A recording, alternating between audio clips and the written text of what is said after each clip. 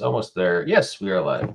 Hey, folks, thanks for tuning in to the BAMF podcast. This is the inaugural episode of a new series we're doing called IGDN Spotlight, where we highlight some of the great publishers who are in the Indie Game Developer Network.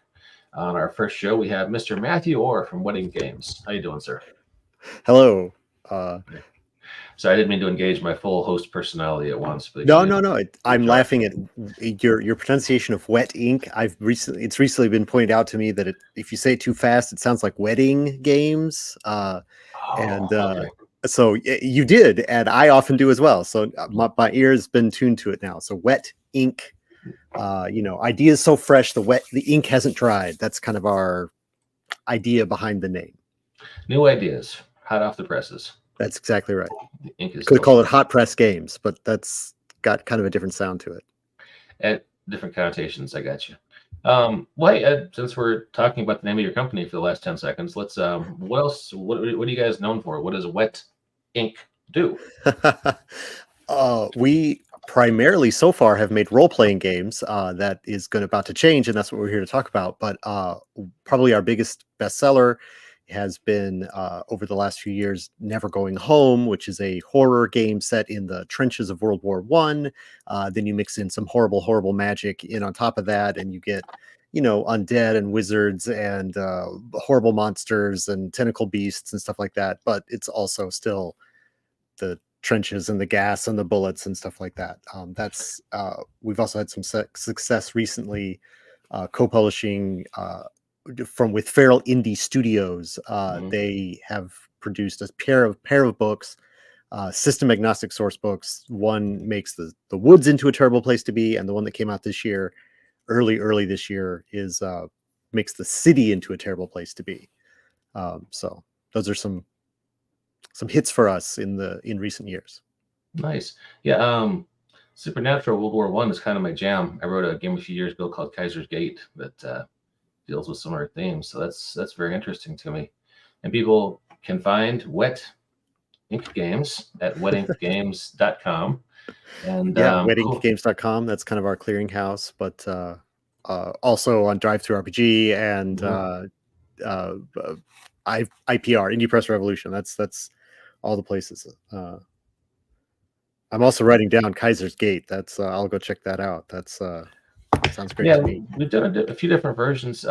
Most recently for Savage Worlds and 5e a few years ago. But you know what? Let's talk about your game. I love the art you've got on the cover here for Never Going Home. It really sets the tone. I like that. It's incredible art. Charles Fergus Navery is the artist. He did all the art for the game, and so he's quite a master of his craft. And we keep hiring him to do more art because he's really good. I'm gonna have to check this out. So what system did you guys use for this?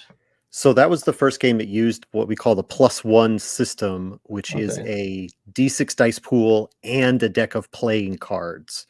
So your skill rolls are your D6s, and then each of our different +1 games, there are currently 4 out and a 5th one in development. They use the cards for something different. So in the Never Going Home setting, which is this eldritch corruption sort of thing, they effectively are your humanity, and every time you spend a card to do an in-game effect, you're burning away some of yourself to do that. So you both do and do not want to play your cards. Understood. Makes for a more interesting game, but it's a bad time for your character. Exactly. Cool. And talking about modern stuff, did you just lose my video completely? Yeah, you're off. That is really odd. Geez, hang on one second. Stop cam. Start cam. Oh, watcher. Yeah, I'm gonna be Owatsu. Apologies for that, but because I don't know what happened. All right, Captain. Let's go to the backup. 1 second. Camera. Integrated webcam. Going to the low definition camera. Is that gonna? That is not. Maybe. Let's try it. Hey, there we go. In lower resolution, but I'm back. So. All right, let's talk about the new project you guys have, 0 Day War. Let me get that link up. This is a card-based computer hacking game in a space-faring future, which sounds very interesting. I'm going to share the link and then share some art. while I'm doing that, can you kind of tell the folks at home what this game is all about? Yeah, so this is going to be our first foray into a non-role-playing game. We've done a couple role-playing games in a box already, so Mhm. cards in a box is not something that we're afraid of as far from a protection side, but from just as a design side, it's like not a role-playing game. And our designer, our designer, graphic designer, and layout artist who's worked on several of our projects, Matthias Benici, he made this game. He's designed several games, and so we are going to be publishing this card game. Mhm. Uses a grid of cards, and we've had the art done by Lucy Shearer, who is fantastic, very vibrant color scheme for the game. But those will be the data cards that are part of the network, right? It's in the 2020 or something kind of year, and Mhm. it is that would be a 22XX, not 2020, right? It's Gotcha. 22 something or other, and humans live all the way out to Saturn, and each world has their own sort of motivations as far as like what they want on the network. Uh, and then the 0 Day War is there's a blip of the security protocols, which allows uh, every planet to go for their own to hack the system, right? Mhm. So you're going to make this tableau of cards for fewer players. It's a 3x3 grid. For more players, it's a 4x4 grid, and that's the data cards. There'll be financial information, transport information, manufacturing information, communications information. Obviously, they're just cards that say that that's what they are, but they've got the great art. Um, and then you, as the players, you'll be having your planet that you're from. You'll be from Luna, or you'll be from Titan, or you'll be from Mars, and you are going to be playing exploit cards to the outside of this tableau, which will activate across the grid, that the column or line that they are placed in, to steal that cards from that data. Uh, Exploit cards have 1 to 4 times. Their time counts down. So if you play a one length time exploit card, it'll go off in the next round. If you play a 4 time exploit card, it'll take 4 turns before it activates, and stuff that you were trying to capture in that row may have gotten rearranged, stolen, whatever, by the time that exploit card actually activates. But usually the longer times are stronger cards, right? That's pretty, you know, it, we've said a couple times, we're not like reinventing the wheel with this any of the mechanics that are happening here. Um, but it's fun. We played it. It plays quickly. It's got this hacker theme, you know, play exploits, collect the cards, score matching points. Each of the different worlds has a different sort of bonus scoring. That's your player scoring. Like I'm looking at Venus right now.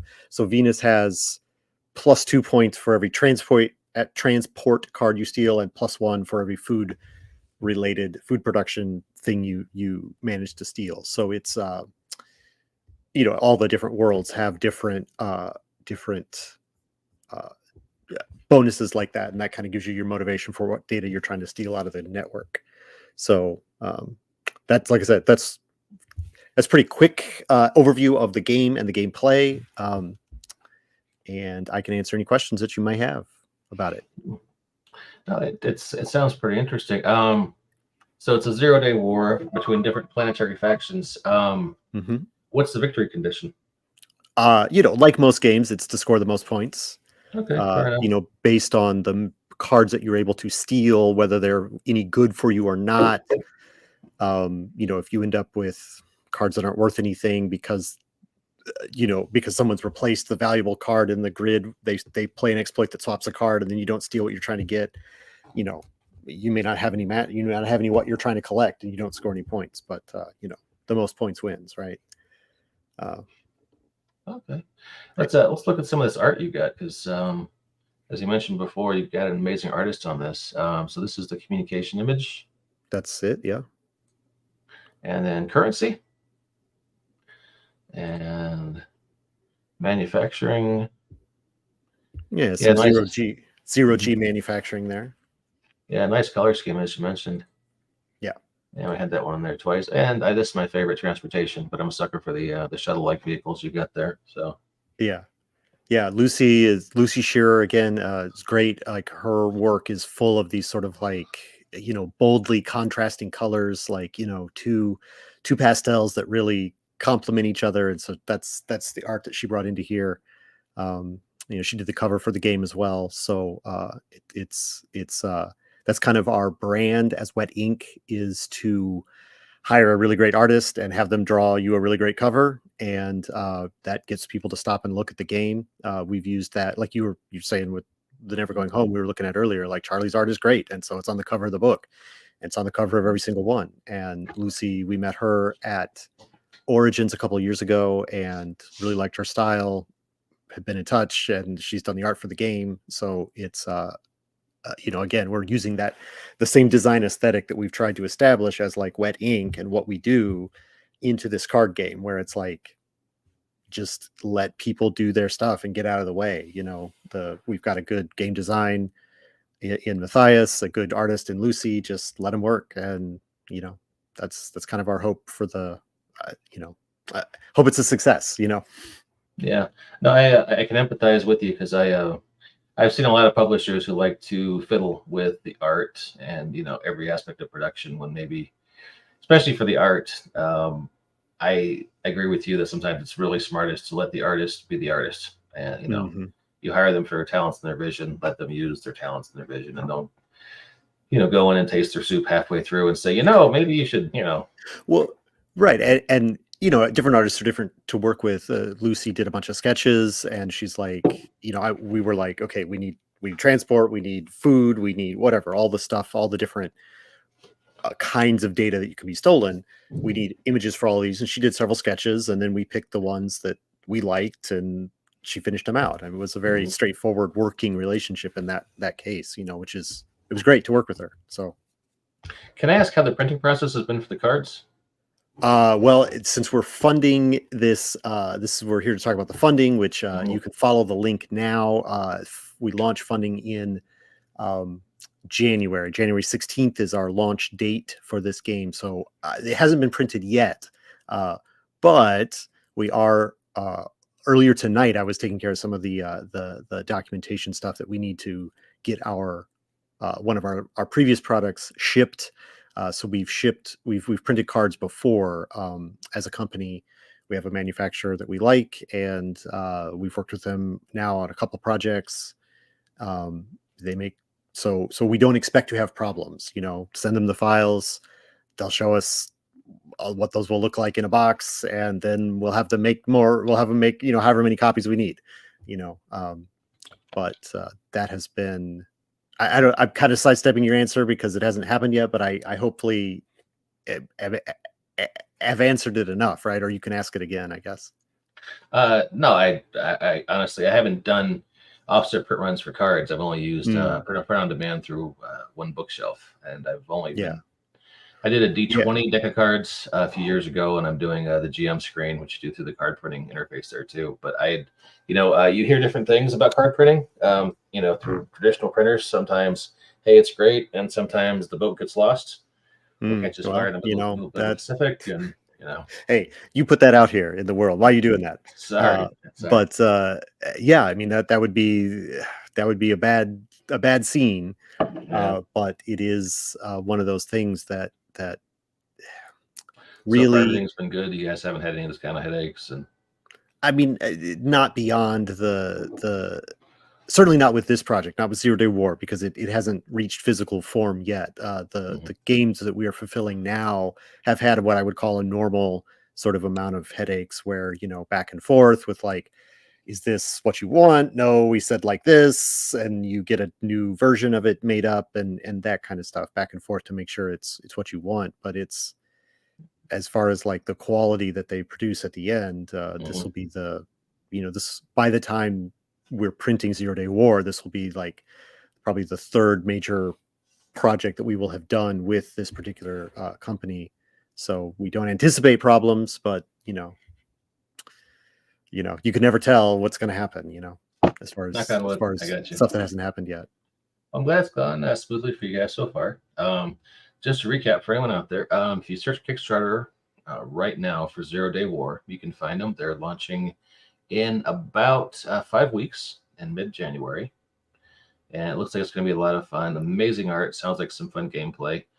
The link is also on the screen right now for those of you watching in glorious video. Just kickstarter.com/projects, Jiangshi, JIANGSHI, then 0-J-war, or find it in the show notes, which are right there on YouTube.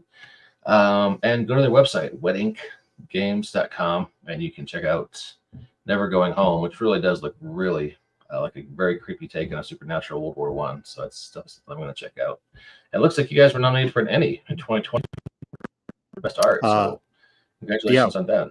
The Never Going Home was nominated for an Emmy, and the eponymous Jiangxi, which still remains in our URL forever, won an award for best setting, and just this year we also won an Emmy for Sis and Citadel, which is one of those. I didn't say the name of it before, but that's the Feral Indie collaboration that the Terrible Cities. So we've won 2, been nominated for a 3rd games. So it's we're going to keep making games that look good and hopefully keep being nominated. That's kind of how you hope to go. 2 Emmys. You guys are big time. Do you put them both on at once when you go to the convention? Well, I haven't had I have not brought my previous year's medal back for a second year of wearing the medal, but I did at Gen Con after we got them. I did wear the medal for a select number of photos and one social interaction this year. I wore my 2nd medal. Oh, nice. So they're actually, I mean, they're hanging on the wall where I look at them as I'm working. So, just gentle reminders of that, don't slack off, because this is what you got a reputation now. Yeah, that's no pressure there. But right. I was talking to the guy from Rowan Rook and Deckard, also the guy behind that seminal RPG Honey Heist, Mr. Grant Howitt, and I want to say it was Spire, but might be getting the name wrong. They won 4 Emmys one year for various art and design things. In other words, Spire's a good-looking game. It is a good-looking game. There was a picture of him after the ceremony, sort of like the old Bruce Jenner shot after the Olympics with, he was wearing all 4 medals at once. Kind of fun. Well, that's someday if I ever win 4, I will also, wear them all at once. But me too. Seems unlikely, but a man can dream. So sure.